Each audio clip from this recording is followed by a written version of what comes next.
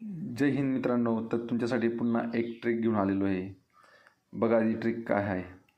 उच्च न्यायालयाची कलम आपल्याला विचारतात आणि सर्वोच्च न्यायालयाची कलम आपल्याला विचारतात. तसेच राष्ट्रपतीचा वटहुकूम आपल्याला विचारतात किंवा राज्यपालाचा अध्यादेशाची कलम आपल्याला विचारतात. आता वटहुकूम आणि अध्यादेश एकच आहे, फक्त तुम्हाला 2 शब्द पेपरला येतील, ते तुम्ही कन्फ्यूज होऊ नये म्हणून तुम्हाला मी दोघी इथं लिहून दिलेली आहेत.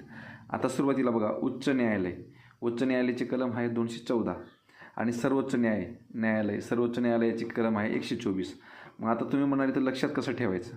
लक्षात ठेवताना एक गोष्ट कधीही विचार करायचा मित्रांनो. उच्च न्यायालय हे मोठं आहे का सर्वोच्च न्यायालय मोठं आहे? सर्वोच्च न्यायालय मोठं. तर मग सर्वोच्च न्यायालयाचा नंबर छोटा, जे मोठं त्याला छोटं, जे छोटं त्याला मोठं. यासाठी एवढीच ट्रिक आहे. काय? छोट्याला मोठं, मोठ्याला छोटं. उच्च न्यायालयाला 214, सर्वोच्च न्यायालयाला 124. फक्त 21 आणि 12ची अदलाबदली केलेली बघा. इथं 2 आहे, इथं 1 आहे, इथं 1 आहे, इथं 2, एवढं केलं आहे. तसंच राष्ट्रपतीचा वटहुकूम जे राष्ट्रपती काढतात त्याची कलम 123, राज्यपालाचा अध्यादेश 213.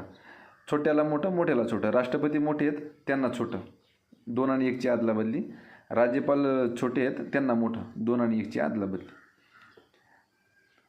मला वाटतं तुम्हाला लक्षात राहील मित्रांनो. आणि जर लक्षात राहत असेल, तुम्हाला आवडत असेल, तर आपलं चॅनल सक्सेस सेंटर मराठीला नक्की लाईक आणि सबस्क्राईब करा.